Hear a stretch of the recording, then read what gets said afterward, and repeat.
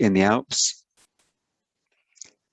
from a small village up in the Alps, about 1,000 meters, where I myself am a co-worker in a small co-working space where we have increasing numbers of tourists who want to spend perhaps longer time in the mountains and skiing or walking and mountain biking and are looking for a space to work. And also working myself for Nièvre Numérique in Burgundy, where again, we have some very interesting projects, which is really looking at how you can encourage people to come and stay whilst offering them good working space, good connections, and some good support. So the CARPE DIGEM project, just a little bit of an introduction. The CARPE DIGEM is an Interreg Europe project, and we have 7 partners. I'll show you all of them in a minute. And CARPE DIGEM is about helping rural and remote regions to develop digital innovation ecosystems. And that really means is that it's enabling these more peripheral areas to benefit from the development of digital services, extending them, including all of the people, all of their businesses, all of the public authorities, and really this movement towards, the digital transformation of Europe. And the innovation is about how to ensure that rural and peripheral areas are not only users of services, but they are really actors in the creation of these new services. And that's something which we really want to show you today, is how these 3 peripheral and rural areas across Europe, in the islands of Madeira, in the northwest of Ireland, and in the Nièvre in the centre of Burgundy, are really working together to combine this, what's often called now territorial attractiveness, is getting people to come, not only as tourists, but really to work and to live there for a longer time. And so now, and also, of course, people to help set up their businesses, whether they're an individual worker, a new startup, or perhaps more mature businesses. So, right, let's just go over to the instructions for the day. And what I'm going to do here is let's move on for the instructions. Now, first of all, please, if you have any questions, do ask through the chat. It should be great. We do really want to have some questions from all of that. There's lots to ask questions about from the different presentations. And if you're not able to have your question answered, we will, of course, forward them to the relevant speakers. And one really, really important factor is your involvement in this event. And we got some questions for you for the roundtable session later on today, and later on in the webinar.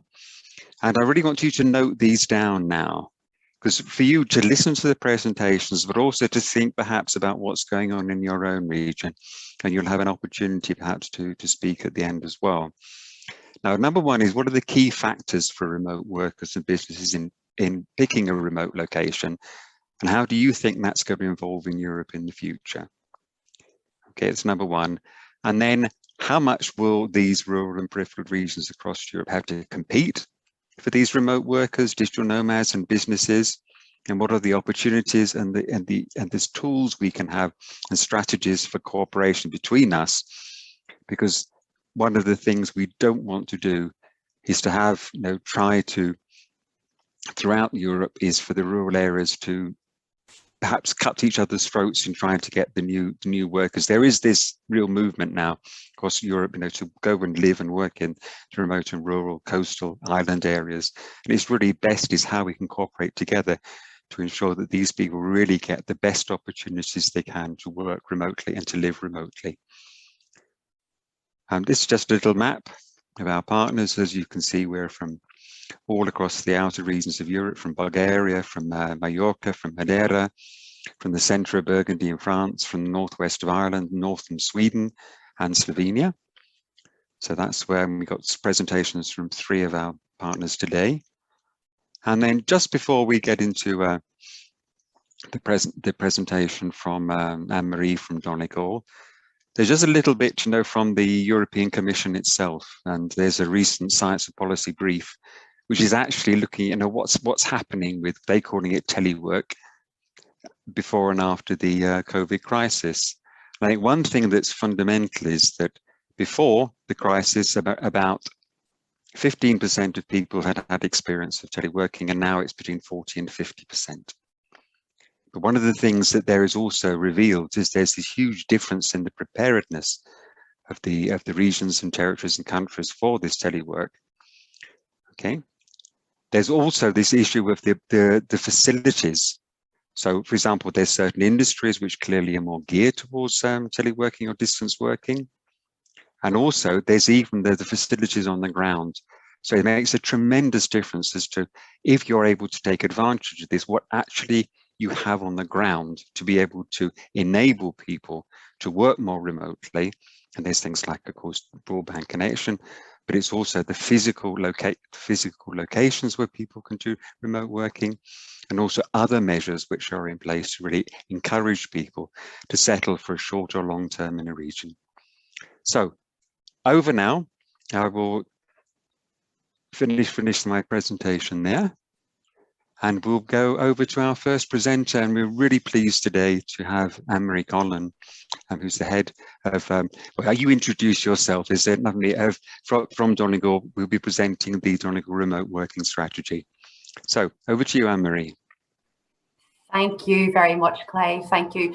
Can you see the presentation on the screen? You can. Okay, that's great. Thank you. So Clive, yeah, my name is Anne-Marie Conlon, and I'm Head of Economic Development in Donegal County Council. And I'm absolutely delighted to be here this afternoon to talk to all of you about the work that we're doing in Donegal. I'd like to thank Margaret and Ernacht, who are partners on this project, for inviting us to participate. So it's a great pleasure for us, and indeed for myself. So I suppose, like most people at today's seminar, I suppose we've really had a very steep learning curve over the last 18 months. And what I'd like to do today is to share with the people here, I suppose, our own experience and how we've, I suppose, adapted and how we have responded to the changing journey that we've found ourselves on. And I'm particularly interested in learning really what's happening in other places. And I think your introduction there, Clive, it was excellent in terms of kind of setting the scene and the context for this, and the fact too that remote working hopefully isn't going away, and looking at how we can actually develop this concept further and ensure that it doesn't just become something that's associated with the pandemic. So, as I mentioned, the world changed so much over the last 18 months, and especially when you look at how we learn, how we engage with our own families and friends, and how we work. And I suppose really for us, what was emerging as a concept in January 2020 in terms of, you know, the future of work and looking at new ways of working, it became very quickly the norm once the pandemic hit in March 2020. And as we all know, we've all spent the last 18 or to 20 months working from home or working from hubs in different locations. And I suppose really what became very clear to us as we moved through the pandemic was that this situation was creating a new dynamic really for places like Donegal. And Donegal is a rural location on the northwest of Ireland. And we were looking at ways that we could possibly capitalise on this new and changing dynamic that was happening. So I suppose really from our perspective, what we were seeing is that no longer were people being attracted to the bright lights of our larger cities, but people were looking to return back to Donegal, they were looking to come home, but also there were people who weren't necessarily from Donegal, they were looking for that safe place. They were looking for that place where there was that great outdoors, if you like, and where families could continue to grow and thrive, and even in a pandemic situation. So when we looked at this, I suppose these changes happening, I suppose really what we were keen is to look at how we strategize around this, and how can we look at pivoting our offering to make Donegal a really good location for remote working. So it was on that, I suppose really it was on that basis that we initiated or embarked on our journey of developing our remote working strategy, which we think is the first remote working strategy for a local authority on the island of Ireland. But I'm sure there are other remote working strategies across Europe and across the world, but we're claiming to be the first in Ireland. I don't know really if we are, but let's hope we are. So I just... Sorry, I'm just going to move the slide here. No, there we go. So today I'd like to spend a little bit of time telling you a little bit more about our remote working strategy. I'm going to look at the context within which the strategy has been developed, the process that we took in terms of how we went about developing the strategy, and I'll spend a bit of time on the Donegal offering and on the strategy itself. And I'll outline what we're currently doing and what we're planning to do over the coming months in terms of implementing that strategy. Okay, so in terms of the context, in January this year, the Irish government had launched the National Remote Working Strategy, Making Remote Work. And this strategy aims to build on the recent experiences of remote working with a view to making it a permanent feature in the Irish workplace, and in a way that maximises the economic, social and environmental benefits that can come from remote working. And I think this is a really important policy document for places like Donegal and other rural areas on the island of Ireland. And it's very much around looking at the policy objective of facilitating remote working for public and civil servants who are looking to do their jobs from other locations other than from the office in Dublin or elsewhere. So that's a really important movement for us, and it's something that we see advantages and opportunities accruing for a location such as Donegal. So I suppose really what we feel is that there's a clear alignment between the impact of remote working on locations like Donegal and on the national, regional and local policy frameworks that we have.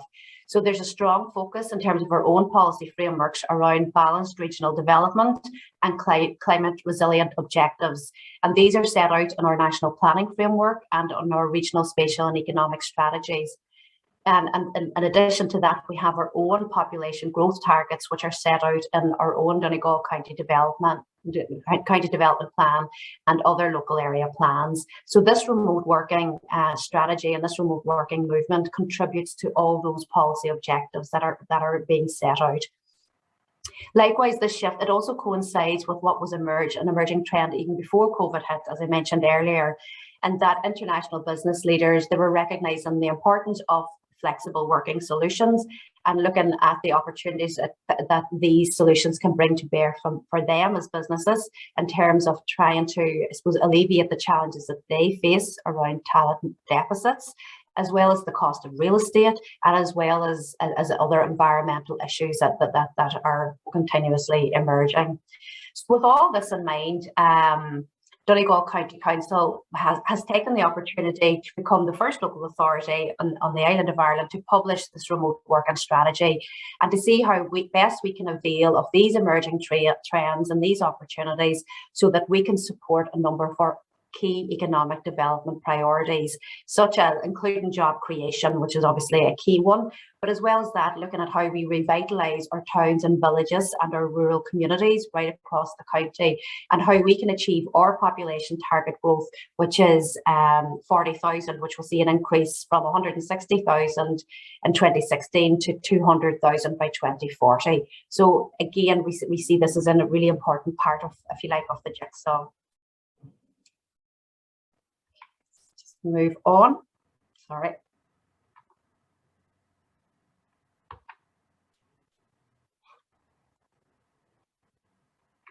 Yeah, there we go. So I'm just going to talk a little bit around the process and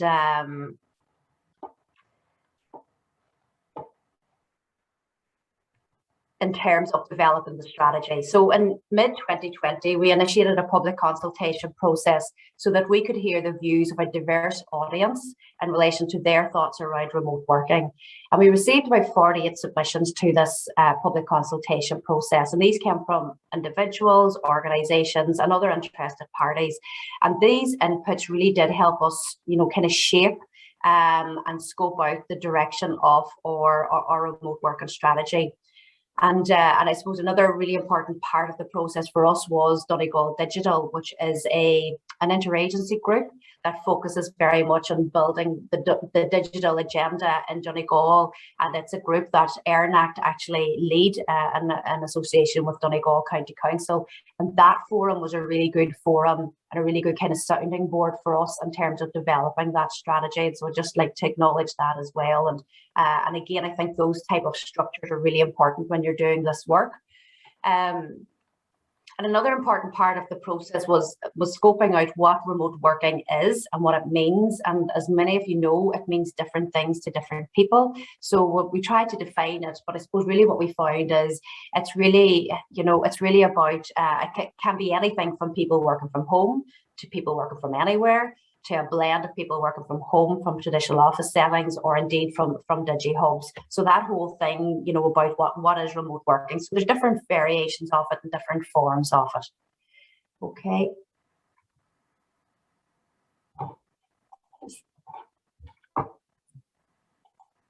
Okay, I'm getting used to this PowerPoint presentation, so apologies for this.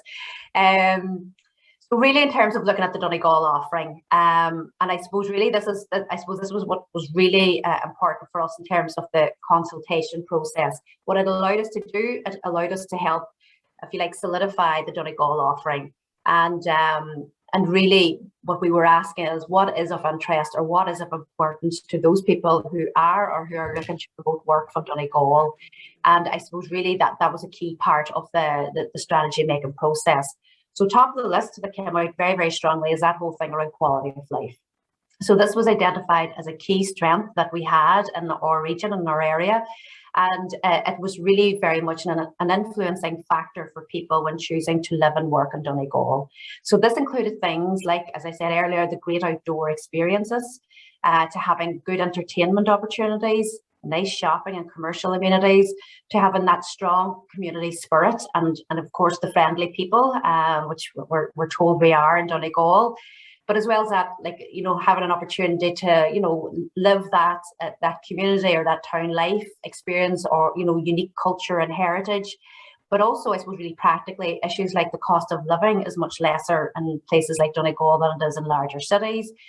Commuting times are shorter, and there are really good educational and learning opportunities for the family. So these came out as these strong issues that were, I suppose, really affecting or influencing people when they were making their decisions. And in terms of concerns that were raised, among the top concerns raised was really around how people moving from those larger cities, the challenge that they have in terms of transitioning to community life, to smaller community life. And that is a challenge for people. So I think that really highlighted the need for us to put in place support, be it social networks or what have you, around that. So you'll see how that's kind of emerged as part of the strategy process. So another area that came out strong as well for more consultation was what we termed our growing economy. And in particular, the fact that Donegal has multinational companies working in the county, and particularly has like I suppose really a strong emerging ICT fintech scene. But in addition to that, our cross-border location was identified as a really important piece for us, and that there's ease of access to both the EU and the UK markets. So that's an important plus that people had identified when they were looking at remote working from Donegal. Also, that Donegal is an English-speaking region, which was identified as an opportunity.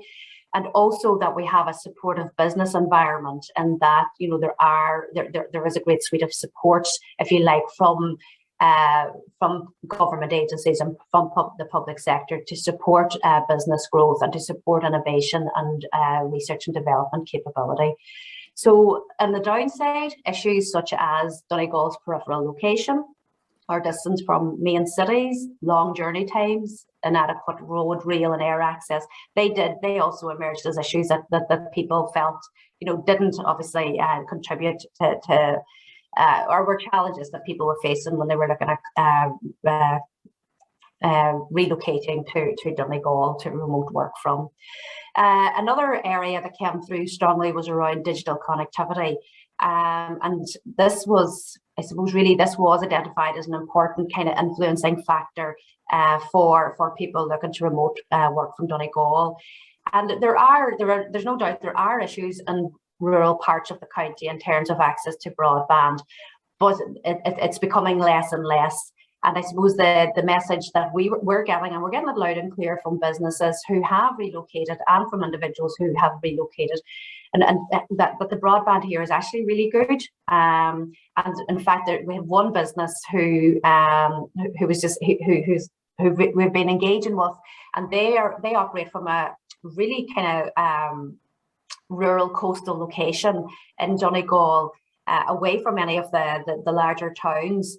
And they would testify that their software business, and they testify that their broadband is actually better in their town in Donegal than it is in their offices in Dublin or Birmingham. So they actually have more resilient and better broadband infrastructure there, which is quite remarkable, really, when you hear a business testifying to that. So, and I suppose also one of the other key offerings that the county has is our network of digital hubs. So these hubs, they offer many solutions for workers, including broadband connectivity, opportunities to meet other people and that whole social interaction side of things, as well as opportunities for, if you like, creative collaborations. So they too were identified as a key benefit, I suppose, really, for people looking to remote work from Donegal. And then finally, talent. Talent was an important part of the offering, and this was both allowing businesses looking to relocate or individuals looking to build teams as part of their relocation back to places like Donegal, which is something that's kind of emerging quite strongly now, but also what remote working kind of on the reverse can do, in that it provides people who live in Donegal who have had challenges accessing employment. They now have an opportunity to work remotely for companies anywhere in the world from their own home county. So that's another angle that we're really keen to be highlighting and sharing, I suppose, and promoting to people in the county. Okay, so in terms of the so the strategy itself. So I suppose we've set out a very simple vision, or a very simple aim, overarching aim for the strategy, and it's that Donegal is a superb location of choice for remote working. So it's a very, very simple vision, but I mean, it simply says what it is we want to do. And to achieve that, we've identified 5 key strategic pillars. So we have looked at workspace, promotion, support, talent, infrastructure, and connectivity. So in terms of workspace, you'll see from the map in the next slide, actually, that you see from this map that we actually have a very strong network of digital hubs and co-working spaces across Donegal. And a key element of this strategy is around supporting these hubs to realise their own potential and to work collaboratively with other agencies such as Udrus na Gaeltachta and their GTech network, as well as with the Western Development Commission and other national organisations through, for example, we have the Connected Hubs network as well, and the Atlantic Economic Corridor network. So working through these initiatives to ensure that the hubs in Donegal get their fair share and that they're well profiled in any national initiatives. But again, so it's really very much around supporting the existing hubs and looking at how they can build their offering. There's also a need for more accessible and affordable co-working spaces in other locations around the county. And as part of the work of the council, we have an extensive regeneration programme, and we're looking at realising a number of new developments in different towns and villages in the county at the minute. So that's something as well that we'll be working to delivering across Donegal. And we're also looking at other kind of innovative, flexible co-working solutions. So it might be working with existing community facilities, or it might be working with existing businesses that can, release part of their premises for remote working spaces. So we're keen also to look at maybe innovative, flexible other solutions that may also may not be as extravagant of establishing a new hub, but certainly will be a great resource for our local community. So promotion's the next pillar. And we recognise that there is a need to promote Donegal as a great location for remote working and to raise awareness among employees and employers in a targeted and effective way. And I suppose the cornerstone of this approach around promotion is really the work that we're doing around the new Donegal Place brand, which was launched in April. And remote working is a key part of that, I suppose, branding and marketing and promotional strategy. So we're working on plans to roll out a series of relocation campaigns in the coming months. And we're keen to kind of look at new and interesting ways, for example, for our tourism teams and for our diaspora to engage in these type of relocation campaigns. And we also work with a number. Sorry to interrupt. You have 2 minutes now. Okay, so yeah. we're nearly there, Clive. We also work with individuals in terms of profiling their experiences in terms of working remotely in Donegal as well. So that's another element of the work that we're doing. And I suppose the other area is around supporting people who are remote working from Donegal. So we engage with organisations such as Grow Remote. And we find organisations like that are really particularly helpful in terms of supporting remote workers, because it can be isolating, it can be lonely, and it's about supporting that integration and that, I suppose, really the settling down period in terms of moving back to, a small rural community, and how we can actually just practically support people in relation to that.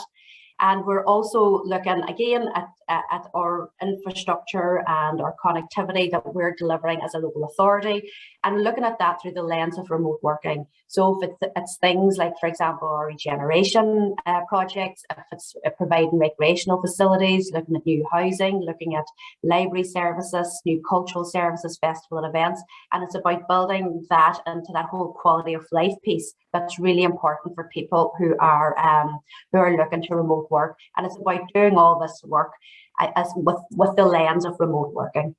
So I suppose to conclude, I suppose really what I would be saying is, I suppose really what our request is to maximise the opportunity that's presented by remote working. We see it as an important part of a blended approach to achieving economic growth and resilience in our region. Attracting and retaining talent, enhancing innovation capability and entrepreneurship, sustaining inward investment. These are all key drivers for the growth and prosperity of our region. And to do this, we feel that positioning Donegal as a location of choice for remote working will play a central role in us achieving these ambitions. So I'll just leave it there, Clive. Thanks very much. Great. Thanks very much, Anne-Marie. And I think one of the things that's really important also within our work within CARPE DIGEM is to look at the different sides. Here we're looking at really a strategy, a public authority strategy.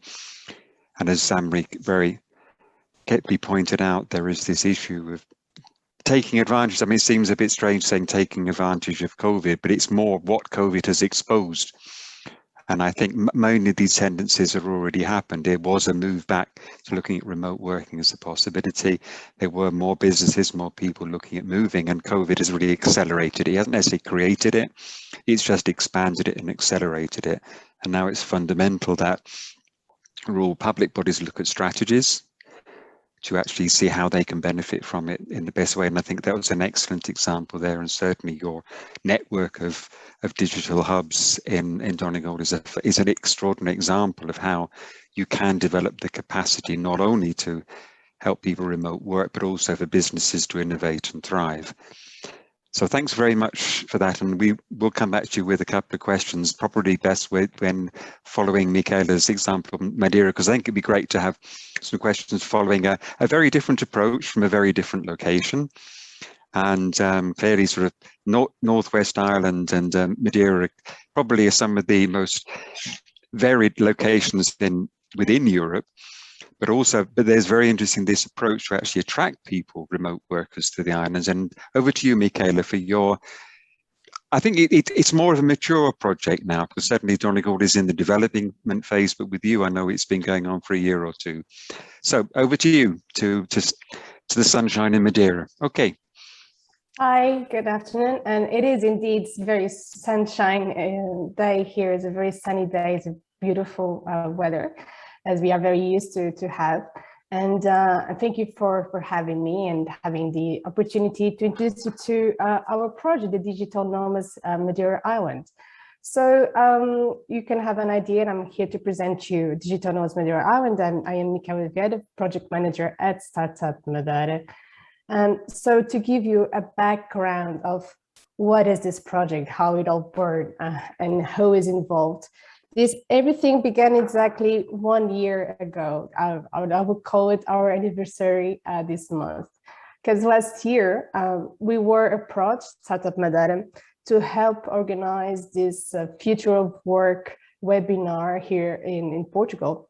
And it was a webinar, so it could have been done anywhere as long as they had internet. But instead of doing it from the mainland, the person behind it, the Gonçalo Hall, a digital nomad himself and a consultant regarding the remote worker, he approached us how could we help him organize this conference. And instead of doing it from the mainland, why not do it from Madeira, with having a natural and a beautiful sunny day like it is today of Funchal. So while he was here, he had the opportunity to meet us directly and meet the president of the regional government of Madeira and the secretary of the economy of Madeira.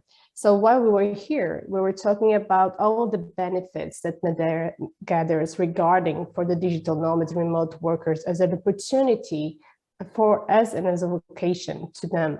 And while we were here, we were brainstorming about all these amazing conditions, but there was lacking this initiative, a web page, something that could gather all of this information in just one place. So that's what we did. That's how the Digital Nomads Madeira Island was born. It was a place, it was a website, it was a project where we could gather information for the digital nomads and remote workers from all over the world when they were looking for the next location of where to go to. So that's when we started, and we launched the website in December last year. And the idea since the very beginning was very easy. So as soon as a digital nomad was looking for his next location, he had the opportunity to make his registration in the website so he could learn more about Madeira. He could have access to our Slack community, so a place where they can just share information directly with digital nomads, remote workers, locals, and also future digital nomads who are willing to come to Madeira.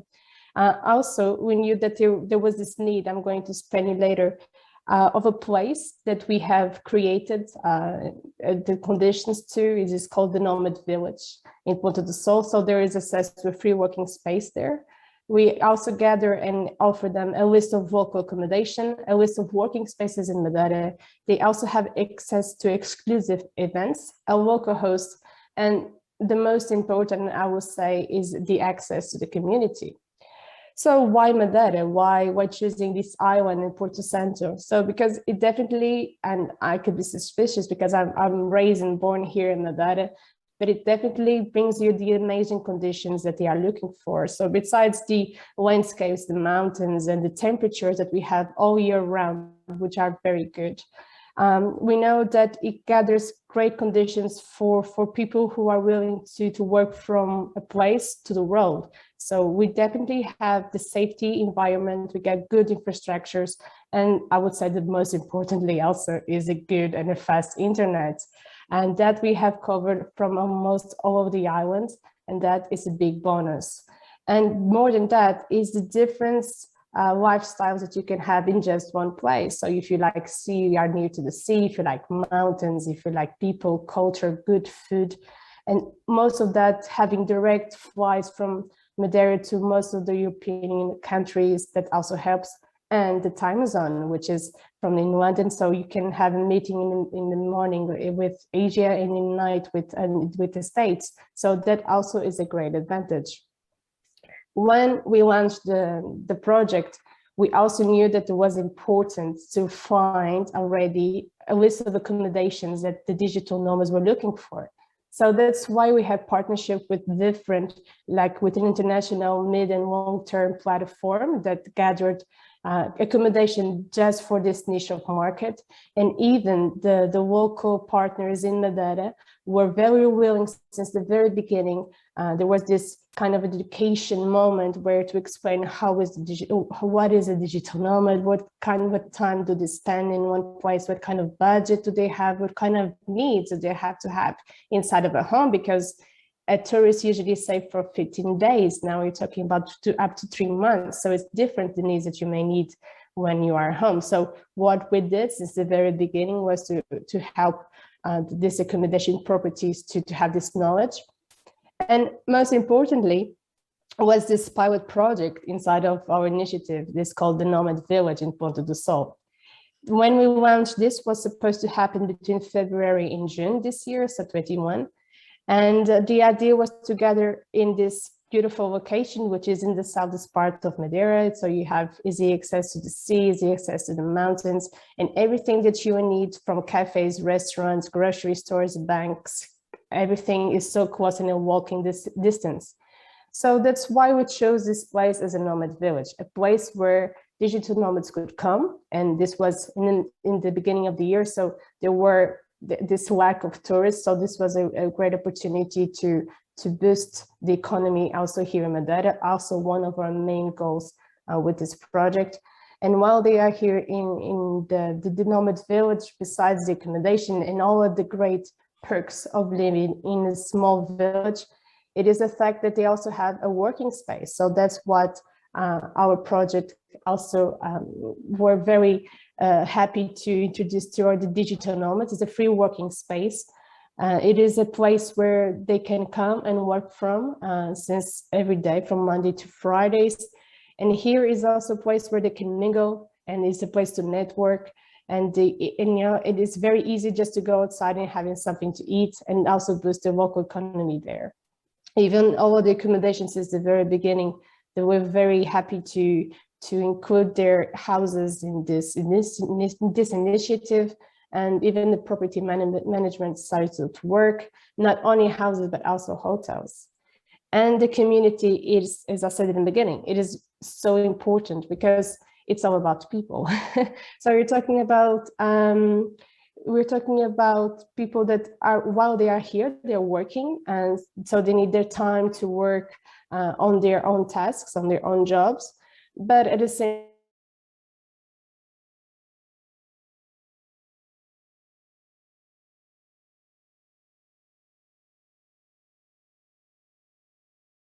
about a certain specific subjects like software tools, about law, about visas, about accountants, or we can have like yoga in the end of the day, or Tai Chi, or even CrossFit. So we do have that kind of experiences in the Ponta do Sol, and these are some of the images that we have been taking along through since February, which has been a very, very successful event for us. So you can have an idea in our registrations. We do have nomads from 18 to 80, literally.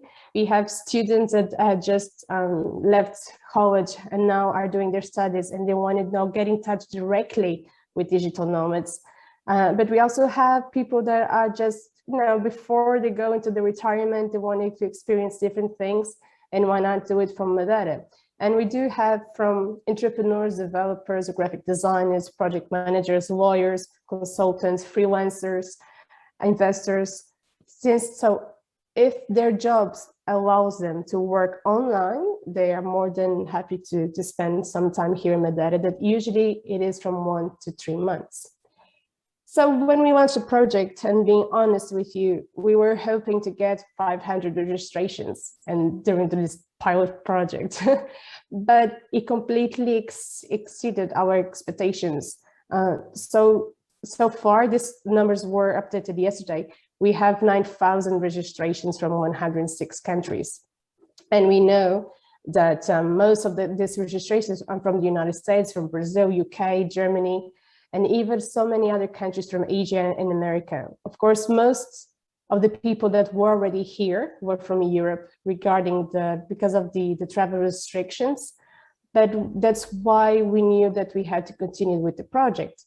And that's why we knew that we wanted to test it out in Ponta do Sol, but also for us as Startup Madeira and the regional government of Madeira, it is very important to boost the local ecosystem and the entrepreneurs and the economy. That's why we want to continue the project, but also having the local communities, benefiting directly economically with this one. So we're talking about hotels, restaurants, local accommodations, consultants, lawyers, rental cars, creatives. So all of them are creating even now some solutions for this niche of markets. And this is some examples of the companies that are doing direct jobs with them.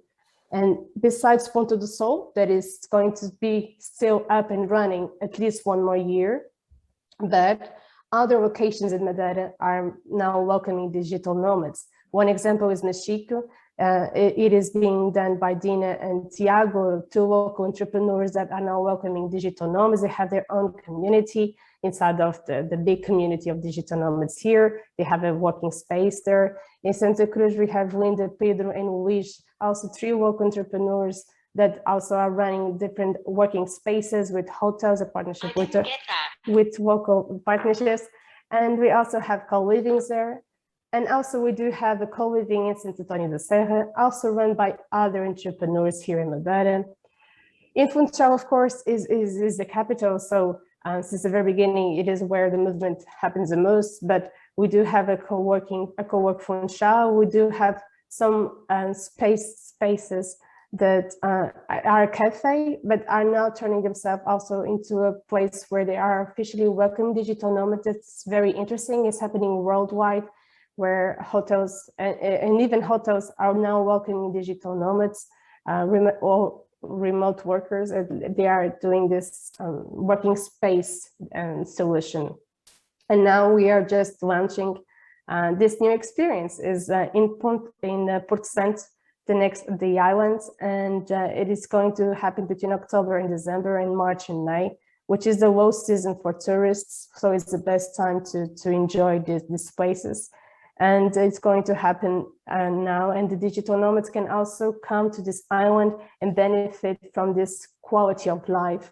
Or even if they want to go just for 1 week, well, let's call it that way, there is even a community management team there that is going to help all of the digital nomads that want to come during this specific time, that they have access to accommodation and impact. And the local cultural and social and economical impact is very important, always aligned with a very sustainable feeling and view of everything. And almost to conclude my presentation, and I think that almost and trying here to even align with Anne-Marie said before, I think it's all related to our community and the authenticity of a place, of a region. So one of the questions that we are asked the most is why this project was so successful and what kind of what we did. But to be very honest, I think that Madeira gathers all of these elements very naturally. We have a lot of history regarding the tourism, the welcoming, the hospitality. And now all of this together, and with all of these community managers and all of these people that are willing to welcome these digital nomads, it is very, very organically well done. And it has been very interesting. And this is only possible because of all of the sponsorships and the partnerships that we have. And before I go, and this is the digitalnomads.startupmadeira.eu is the website for the project. So the digital nomads and remote workers that want to come to Madeira, they can make the registration here. So as soon as they make the registrations, they have all of those benefits of facilitation of information. And we have a team that replies to the emails, the calls, and we try to help them as much as they can, because we feel like it is better to go to a place with someone already there to answer some of the questions. And going to a place that you know that you're going to be belonging to something, and that definitely will have a local impact there. So before I go, I will show you very quickly a video of some digital nomads here in Madeira.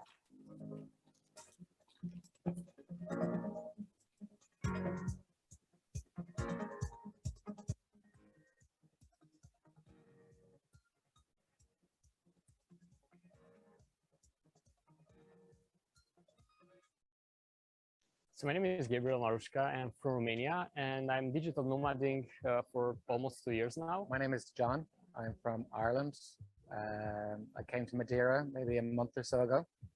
Madeira, it's amazing when it comes to weather. It's like a springtime all year round, and as well, other big perks like being around nature and stuff all the time. Like you have the ocean, you have the mountains. I came here for sun, for peace of mind, for good food, for no lockdown, no real lockdown. The people are very welcoming and very friendly, and they make you feel at home from the beginning. Even that now the interactions are limited due to pandemic, you still feel that warm when you, I don't know, go to a restaurant or the host that you're having where you're staying and so on. I work generally with startups, with hospitality, marketing, media, branding, and tourism, and this country seems perfect for that. It's Ireland with sun. And a big surprise for me was the infrastructure.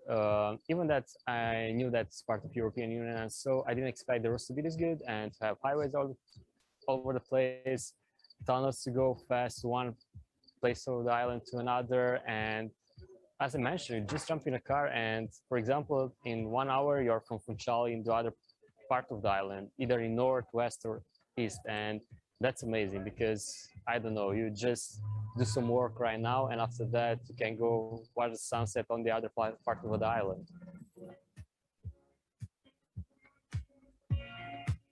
Yeah, absolutely. The internet's been absolutely fine for me so far. I've used the Wi-Fi. I haven't plugged into cable so far. The internet's been fine. The phones have been perfect. I think it's all fiber broadband. So absolutely, you can work from here or from anywhere you want. From coffees to having beach, work on the beach, to working in a hub. Or, I don't know, just pack your bag and do some work from top of a mountain. You can do that as well.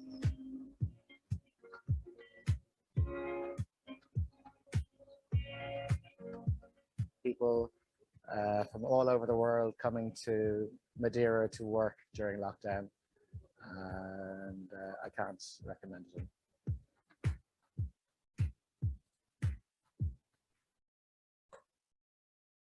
So exactly, this is, and I can just stop sharing the screen, but I think that now you can have an idea of all the project and everything that our main goals were, but I'm more than happy to answer more of the questions and to continue this in the roundtable. Thank you.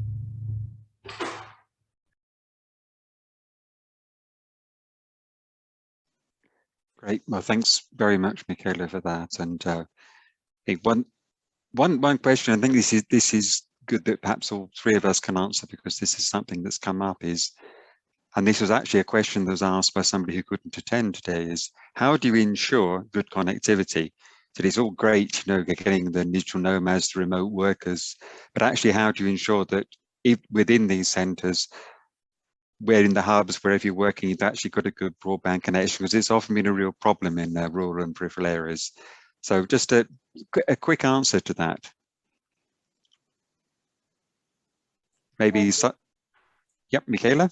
Okay, continue. Thank you. So absolutely, I think that Madeira has always been very worried about the fact of giving to even the locals and of course the people that are coming to Madeira great connections in the island. I mean, as we know, being in a inferior part, it definitely is important to have good connections, and that's why we do have good connections here in Madeira. So I can give you an example. In Porto do Sol, in our working space, we have 500 megabytes of download and 300 megabytes upload, basically every day. So you can have an idea during this pilot project.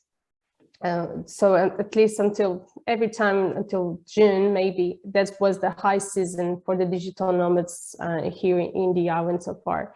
And we were having around almost 70 to 80 people at the same time using the internet, having calls, webinars, conference, sending emails, doing uploads. and there was no complaint. I mean, one day the internet went down for 5 minutes, and you can imagine all of the chaos it brought. Yep. But it is everywhere it happens. But so far it has been very, very good, and it is a very concerned. And I think the communication companies here in Madeira are very, concerned about it, and they're always every time trying to adapt and to bring new technology and innovation to these tools. Okay, great. Thanks very much, because it really is obviously it is a fundamental question, because you can't have lots of new remote workers, digital nomads turning out when you've got a lousy sort of ADSL connection. But just over to John Legall now for the relating to that on the actual note. Is there a parallel development of the connectivity as in the broadband networks together with this remote working strategy? Yeah, I think, Clive, I suppose the story in terms of broadband connectivity started a long time ago in our region. I think it's maybe even 20 years ago when we first started looking at the installation of MANs and the installation of different fibre optic infrastructure for broadband. So look, so it's a long journey. It's not something that happens overnight, but certainly in the last number of years, it has improved greatly in terms of the infrastructure that is there. I suppose the biggest issue we have is that there's a perception that we don't have broadband. There's a perception because you're in a rural area that the broadband is poor. And like I know we would often go to the United States and for trade missions and for work purposes, and very often it's really challenging to get broadband connectivity in a hotel in Boston city centre.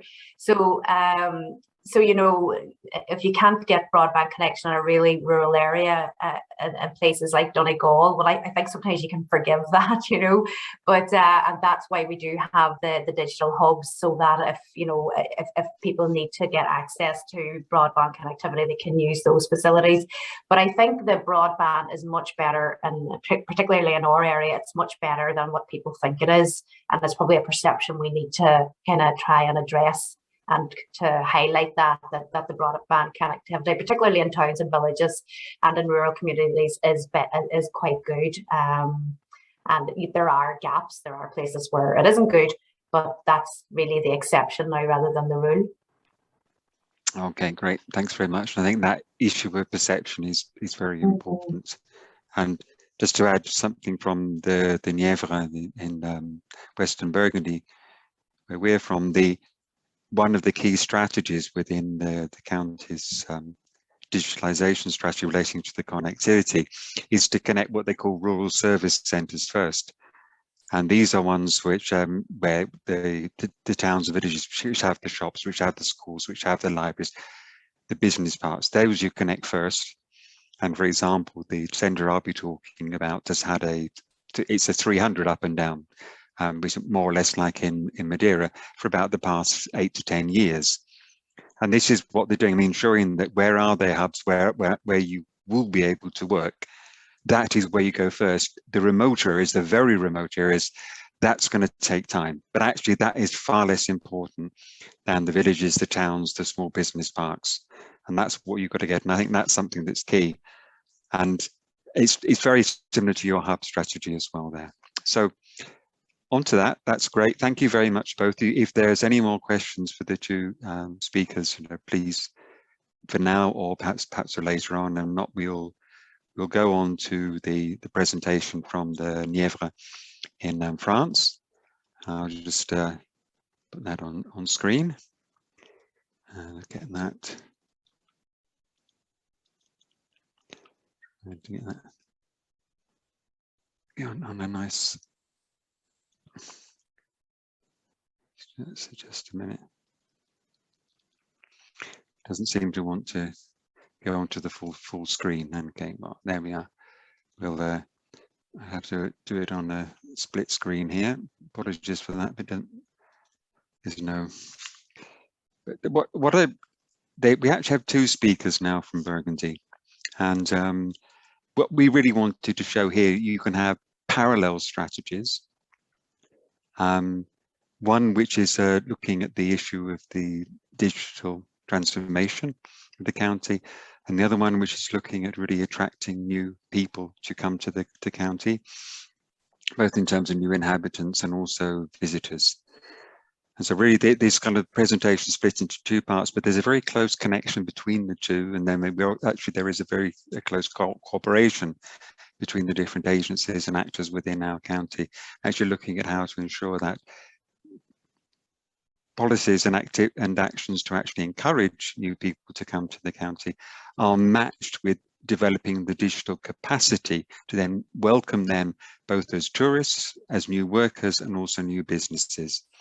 And the first, I would part of the presentation, I would like to welcome Sophie Lacour from Nièvre Attractif, who will be speaking to us about this new initiative which has been going on for 2 years now, Essai la Nièvre, Try la Nièvre. And over to you. Oh, thanks. I'm very impressed by the work of Madeira. I hope that we can do something like that very soon, because it's amazing, really. So I want to speak about an innovative operation called Essayer la Nièvre, Try the Nièvre. This operation, it's a perfect adequation with the new way of working, remote work and numerical nomads. This kind of operation showing that the Nièvre is a department that you can easily, or almost easily, work remotely, coupling the desire of countryside and connectivity and very important family life, because these new nomads want a good family life and a good way of life. So next, please.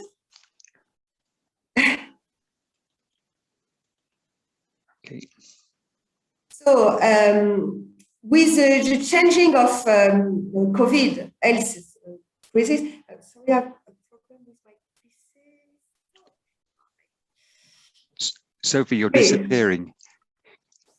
Could you speak nearer to the microphone? Yeah. Yes, I have a problem with my PC. It's stopped. Okay. So, So, in the context of health crisis, the Nièvre Attractif, the development agency in charge of attractiveness of the department, has initiated a very innovative operation. The target for us was the inhabitants of large cities like Paris or Lyon. So the idea was very simple. You register on a site and you specify your plan to set up in the department. And if your candidacy was selected, we offer you a week to test the Nièvre, the department. So we offer you, of all the people, next please. Oh, yes. So we recruit with a media campaign, and we offer for people 1 week in Nièvre and a personalized support, which we allow to discover the territory, the tourists first, but also all the mayors, the economic actors, the real estate agencies, for example, and we help you to modelize your installation, to project in the real world what you want to do, and if you are able to leave the big city to countrysides.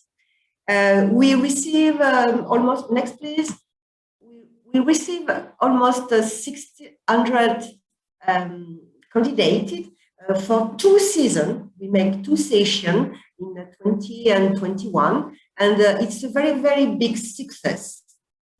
The very important point for us, it's a collective action. We make a federation of all the territories, the little territories in France. We have called Communauté de Communes, CC, as you see on the map.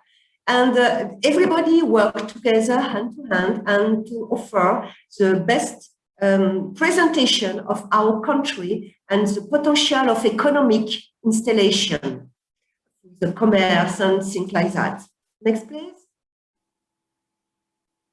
So 2 years after, we can see that 45 families are in the process of settling in Nièvre, but really very advanced, and they really want to come. It's not very easy sometimes with a job, but they want. And 10 families have positioned themselves for purchase in a second home. So it was a success, economic success, and holiday success for us. Next, please. And next after, we don't see this one. Yes. So, oh, sorry, next. No, after. Yes, thank you very much.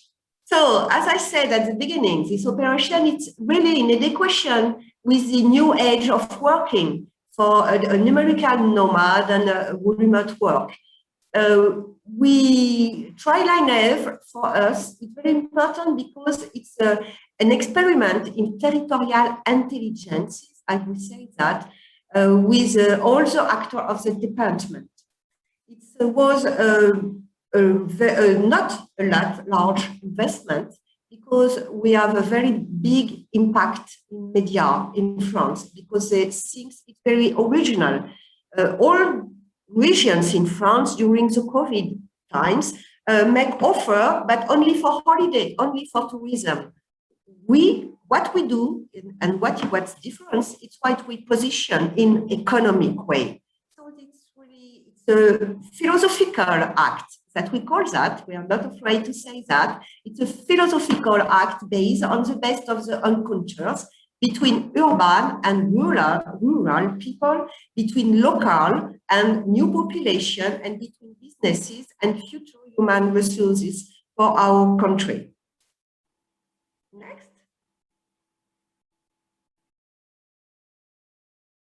So now we create, in 2 weeks, I think, a creation of an attractive digital platform to touch a large target. This platform will allow to centralize all the market in a single tool. We do that only also with all the people of the territories, because we are convinced that it's together that we make something. Thank you.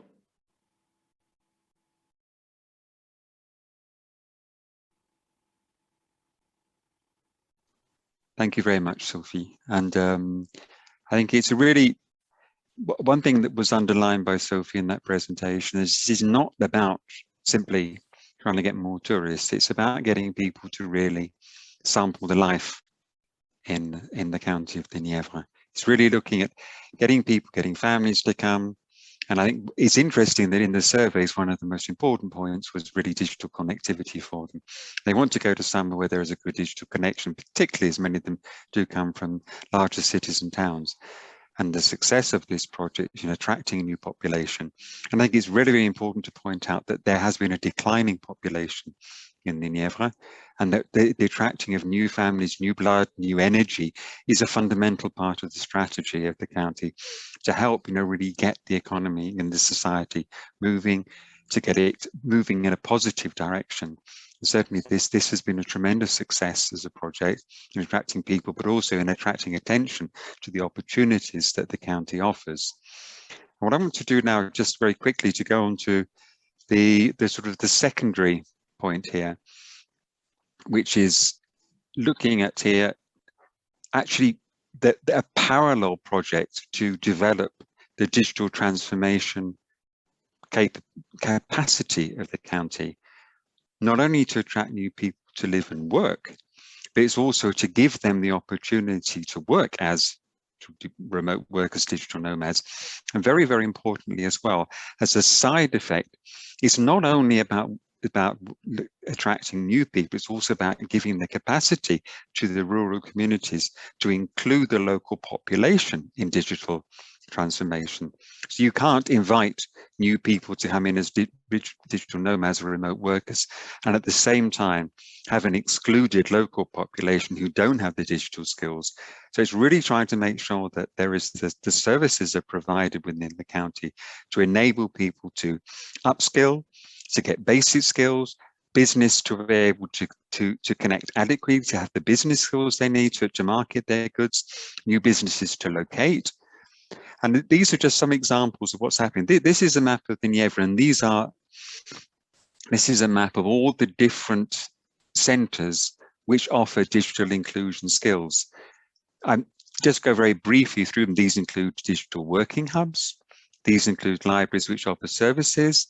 These include public service centres. These include fab labs. And there's all this network of centres which are there. And remember, the Nièvre is a county of only 200,000 people, much like Donegal. But there are well over 50 of these different hubs, some exclusively focused on digital transformation, other looking at public service provision, which offer digital inclusion services, and also include services specifically for remote workers and digital nomads. And to give you just one or two examples here, there is now a network of fab labs within the county, and there are about 6 of them. Again, this is 6, and they're primarily in the rural areas. And these are fab labs which are used also for small-scale manufacturing, used for business purposes and education. That's one side. The county has a service, it's called Médiation Numérique, and these are really digital intermediaries who work with citizens and business. Nièvre Numérique itself, who I work for, and who are the lead partner of CARPE DIGEM. And here we are helping to bring experience and expertise from across Europe, whilst also managing the broadband infrastructure within the Nièvre and looking at the development of uses and applications. And finally, this Mission Numérique, which, like I say, this is one of the oldest actual digital hubs in Europe, which now goes back to about 23 years, which offers the sort of the workspace and the digital services that nomads and remote workers need. So again, there's this whole range of digital services put in place to really answer the needs of both nomads, but also the local population. And one of the things I want to just very briefly look at here is what is happening within these centres and what they're doing. And this is really sort of post-COVID. And I think this is also shows you what the value of these rural digital hubs can be.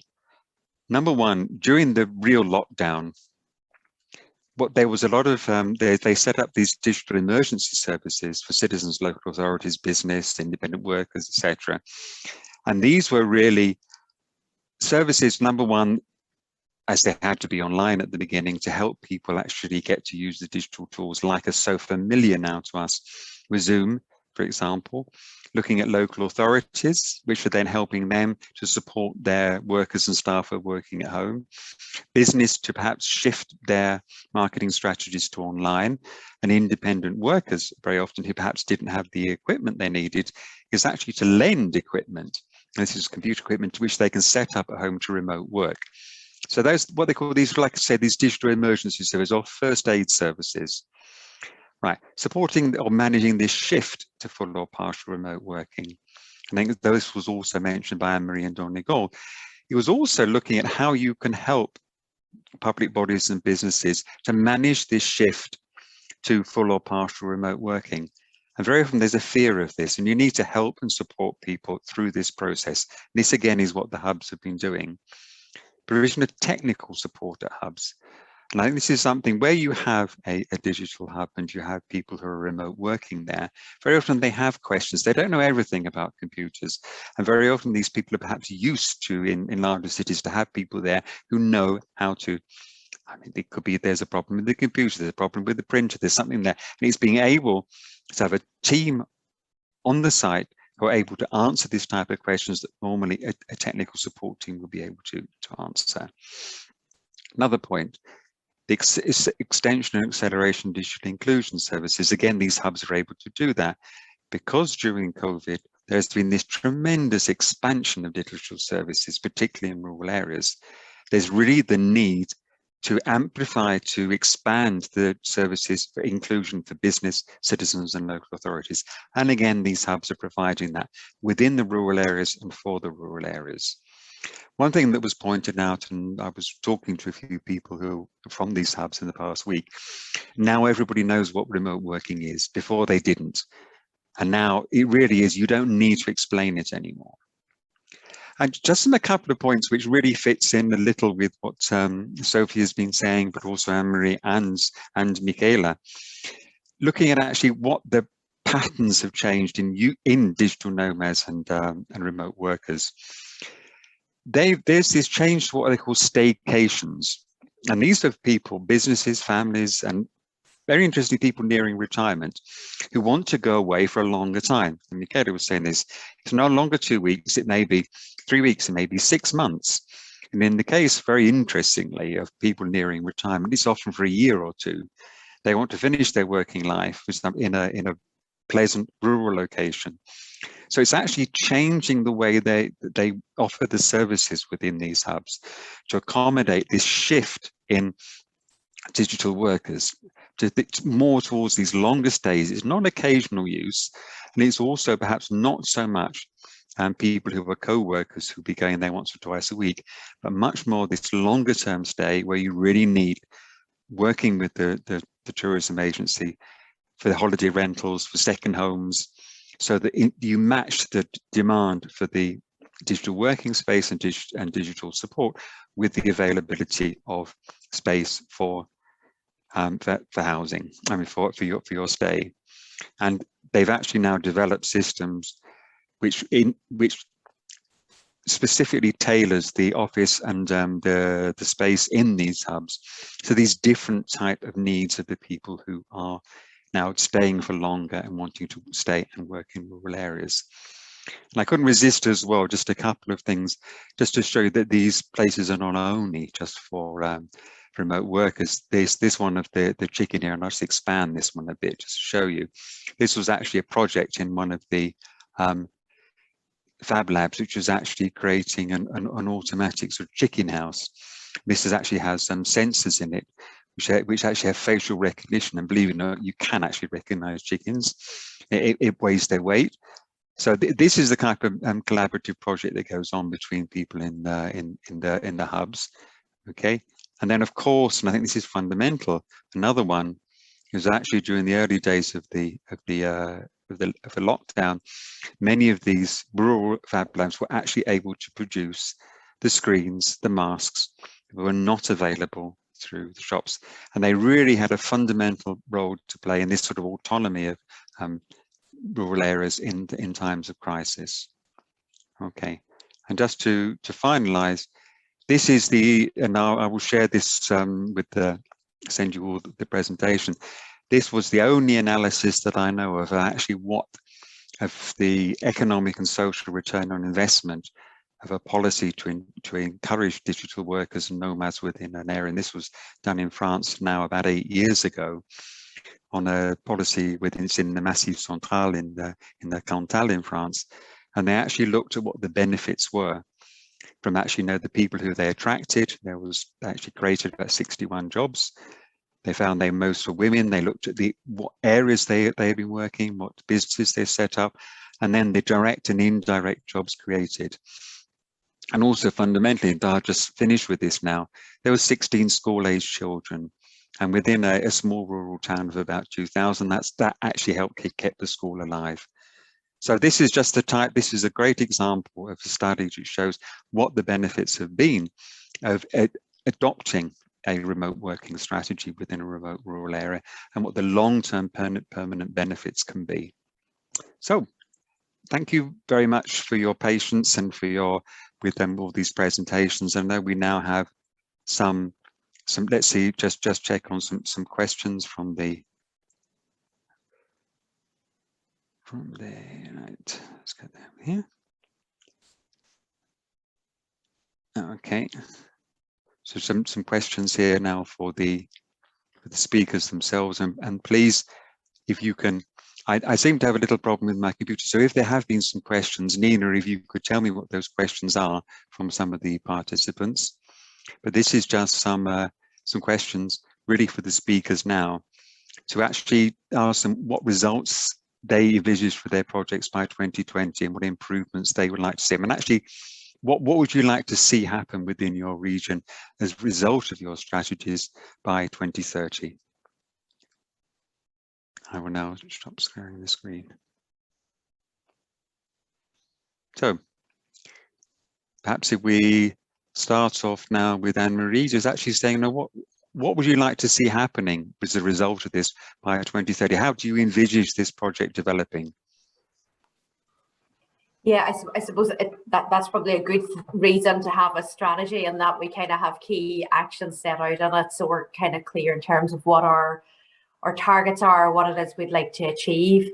So I suppose really that the workspace is really important for us, and making sure that we do have those workspaces available in towns and villages right across the county for digital nomads and remote workers. I think also the campaign and the promotion of as Donegal as a place to remote work, and I really like the campaigns that Michaela and Sophie shared. And I think there's a lot of learning for us as well in relation to that, particularly in terms of our relocation campaigns that we're planning in the coming months. So I love that the ideas that you shared. So I hope you don't mind if we imitate some of those.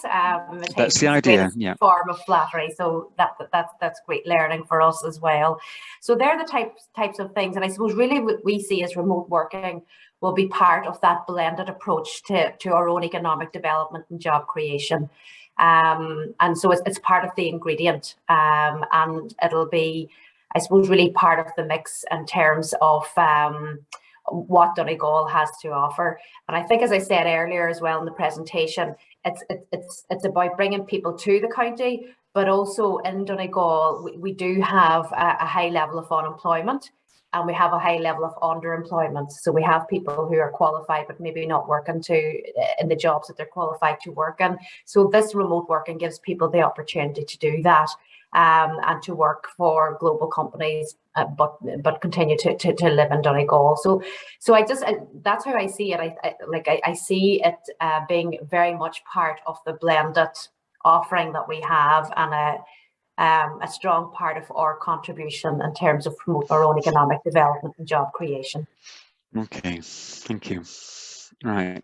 I mean, that I think it's one of the things, and I'll go to Michaela after, is certainly within the Nièvre, what's one things we've seen is that if you're going to build up from basic skills to more advanced skills and upskilling, the hubs and also these different services, the networks, are really fundamental for this. You need to enable people to access, whether it's just basic inclusion or whether it's actually more advanced business skills services delivered locally by people who understand the local economy and the local society. And it's a bit like Michaela was saying about creating a community. You're not only creating a community of nomads, you're creating this digital innovation and inclusion community. And this is really to not exclude. And I think one of the terms that's been used recently within the Nièvre is this digital emancipation. It's actually emancipating people from a lack of skills. It's the most fundamental thing they need. And so you've got to provide, wherever they are, access to this to enable them then to help transform their lives from a very basic level or to actually quite a high skill level. So anyway, over to you, Michaela. How's it going to look in 2030? I'm very curious to see if one thing taught us is that sometimes you cannot predict like what happens in 15 days. But regarding what we know so far from the project and from what the local entrepreneurs are very willing to do, we know that some ideas will be born from this initial market, from their needs. It is already happening, and due to this new technology that will appear, I'm sure that the next years will be very, very interesting to see how Madeira will at the same time be welcoming digital nomads, still either remote workers because they are different, other remote workers, or even expats, or even people that come here as a digital nomad, but they end up loving the island so much that decide to settle here, open their business, hire local talents, and bring a new investment to Madeira. That is also, I'm sure it's going to also to happen. And, you know, as Startup Madeira, what we usually do is to help. We have incubation centers and we have acceleration programs for the local entrepreneurs and for those who have a business ideas. And what we do is that we facilitate them with mentors, consultants, and give them tools so they can, you know, start a business from the scratch, from a business idea. And, you know, keep on track with everything that is going to show up directly by the private companies or the private entrepreneurs, and all of the economy that will, you know, boost from this niche of market. And more than that, all of the sustainability cautious, because it is definitely one major topic among this community. And being Madeira well placed, and I'm seeing some names here in the audience that are very concerned about it. It's going to be interesting to see all the synergies and partnerships between the locals and the people that are coming to Madeira, and giving all the respect to the culture here, and that is happening. And I'm sure that the next 10 years, 20 years will always be, you know, keeping in mission and values will always be kind of the same, being very settled. Then I'm very curious to see how it goes, but I truly believe it will continue this way, and we're only starting in a very sustainable and step-by-step kind of way. Okay, yeah, because I mean, it's very much early days for you, and as you said, you've been surprised by the extraordinary success of this, and great. Well, there'll be more questions, but I know that Sophie, did you want to just add something to that, particularly on the transferability of this the project in the Nièvre? So it's easily transferable, this operation, and we must consider that one of the benefits is what I said on the message. One of the benefits is that the media easily relay an operation like that, and it brings a good visibility. And the other advantage, and the big one, is that all the actors of the territories feel concerned by this story, and so they support the operation, and after they support more open for the next operation. Our project is to renew this operation, but also to work on digital nomads, perhaps inspired by Madeira. Thank you very much for your operation. And we need, as Cliff says, to conquer new inhabitants. It's a big challenge for our territory. We must take advantage of this movement of digital nomad to attract new people, more nomad, more digital, and younger. Okay, right. But interesting, we'd say younger, but also like Michele was saying, you have 18 to 80. And one of the points that was raised by probably our most important rural hub is that they've noticed that they're people who are at the end of their careers really want to spend it. They don't want to spend it in Paris or Lyon or somewhere. They would really like to play in a place where they'd love to live for the past couple of years. I mean, these are perhaps specialist workers who have their own businesses, but they really want to go somewhere where they really enjoy living if they can have that opportunity. But you've got to have the resources in place and the infrastructure in place to do that. So I can't see any other questions, but one thing I'd really like to ask you is, and this is to all of you, remember there are these questions put to the participants as well, is I mean, you've mentioned this a little bit, but how can we cooperate? And I think what we want to do is really to see people coming to live and enjoy and contribute to our communities. And there is this movement, but how can we ensure that this, by working together, that this happens in the long term? How can we ensure that we do get people coming from, whether it's the US, whether it's from Dublin, whether it's from Paris, to actually permanently settle or permanently come and spend their long staycations within our hubs, within the other places that are associated with our projects? What can we do together? And I really love to have some answers, also some contributions from some other participants as well.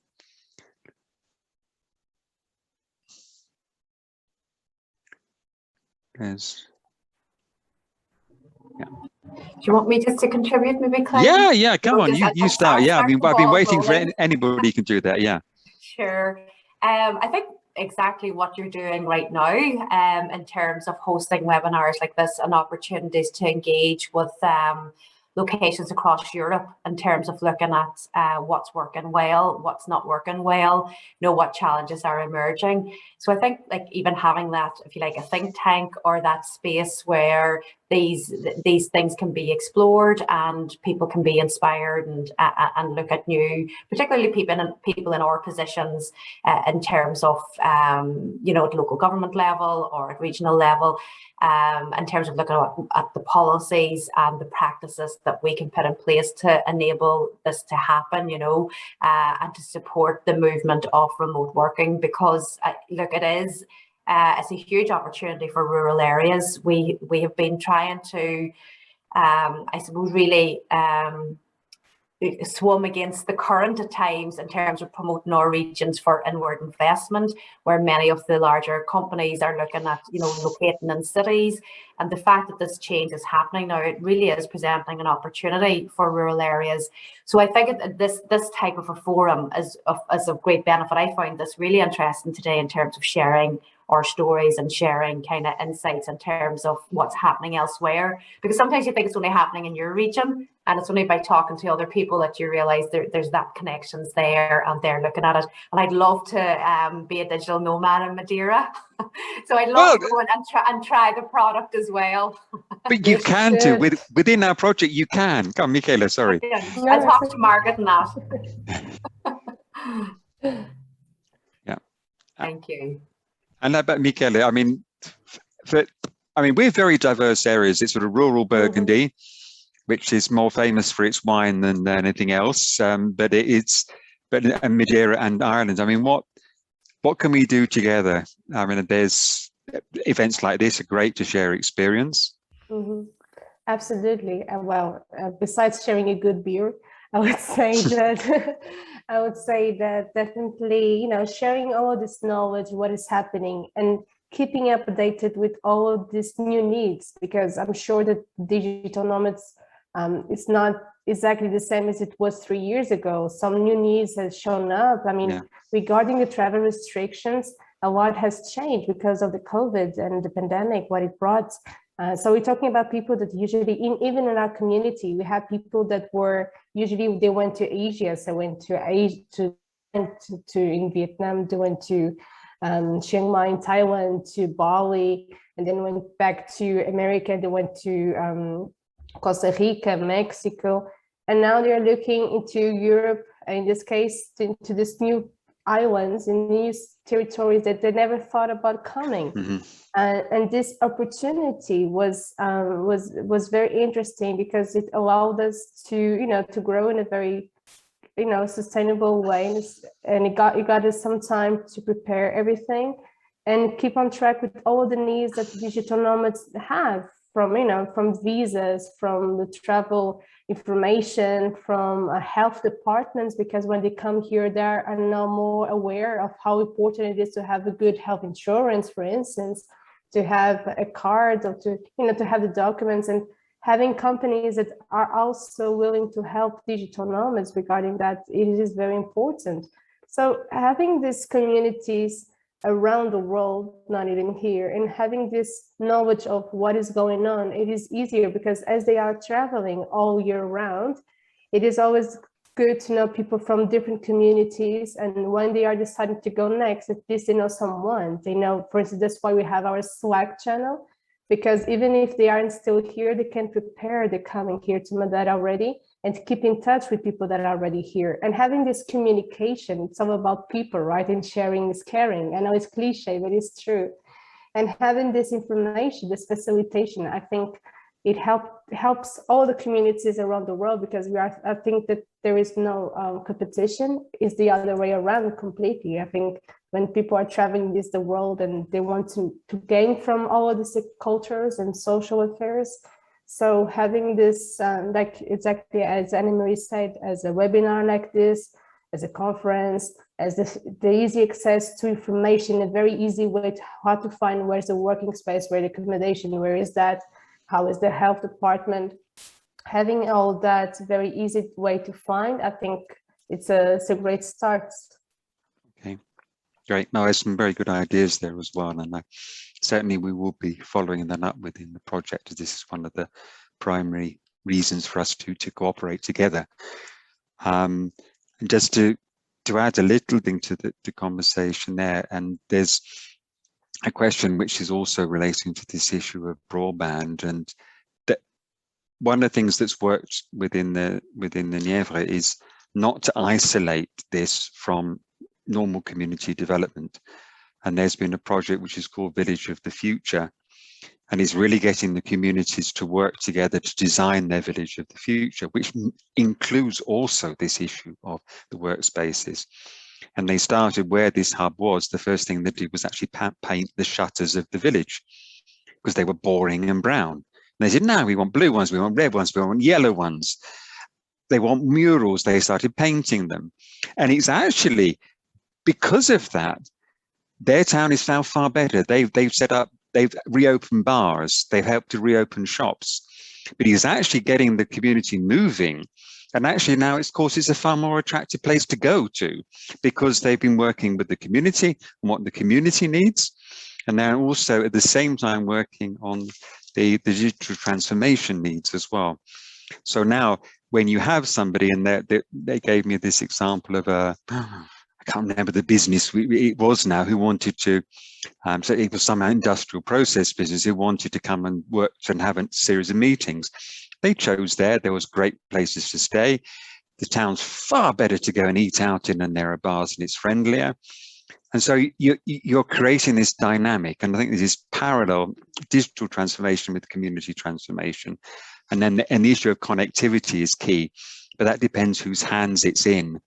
In our case, with these rural service centres, it's a public service network, and it's really working to ensure that the network in place really meets the needs, and you connect up these rural service centres, business partners, etc. first, and because that's what brings the most social and economic benefits. But the models are extremely variable. But I think that's a question we need to look in more, is actually how you get this parallel digital development with this issue of the supporting digital nomads and remote working. Anyway, one new message. Haha, let's have a look. I've got one down here. So put another question.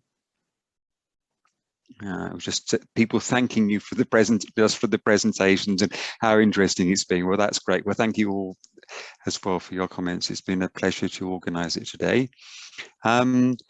So here we are. I think that's great. We wanted to keep it to three, sort of to give more detailed answers and to give space for people to really answer the questions in more depth from 3 different projects.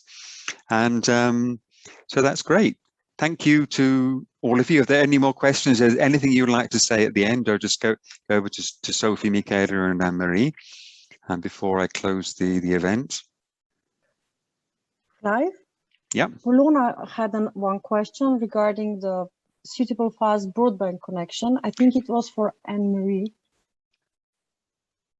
Yeah, I think we answered that earlier on in the in the thing. Yeah, we did discuss that. Was something which we transmitted and asked them directly earlier on. But it is obviously key. You can't have this type of strategy without having a comprehensive strategy in place to actually ensure that there is the adequate HSB infrastructure. Yeah, great. Okay, great. Well, thanks to Sophie, thanks Anne-Marie, thanks Michaela, and thanks to our partners for organising it. Thanks to ERNACT, thanks to the autonomous regional government of Madeira as well, and also to Nièvre Numérique for organising this. So that's great. Thank you. Super, and really enjoyed that. Great. Okay, I hope to see you soon in Donegal and in Madeira. Certainly, we will get there one day. And but we will work that. Don't forget that we are going to carry on with this project. So also all the participants, please send your ideas about how you'd like to carry this forward. So, okay, great. Thanks, Nina, and thanks, Nina, for the technical support. And now you can close us all down. All right.